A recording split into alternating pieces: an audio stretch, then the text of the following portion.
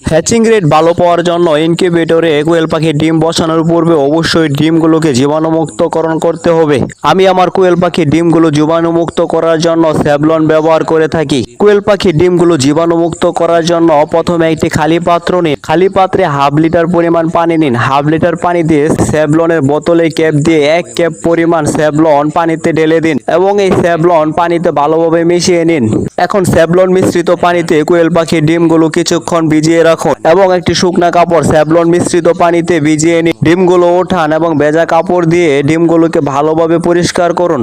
ডিমগুলো পরিষ্কার হয়ে গেলে শুকনা কাপড় বা টিস্যু দিয়ে ডিমের গায়ে লেগে থাকা পানিগুলো সুন্দরভাবে মুছে নিন। এভাবে একটি একটি করে সবগুলো ডিম পরিষ্কার করুন এবং পরিষ্কার করার পর আবার শুকনা কাপড় দিয়ে পানিগুলো মুছে ফেলুন। এখন আমার এই কোয়েল পাখির ডিমগুলো ইনকিউবেটরে বসানোর জন্য উপযুক্ত হয়ে গেছে, তাই আমি এই সব ডিমগুলো ইনকিউবেটর মেশিনে বসিয়ে দিলাম। এভাবে ইনকিউবেটরে ডিমগুলো বসানোর পূর্বে যদি জীবাণুমুক্তকরণ করা হয় তাহলে হ্যাচিং রেট ভালো হবে ইনশাআল্লাহ।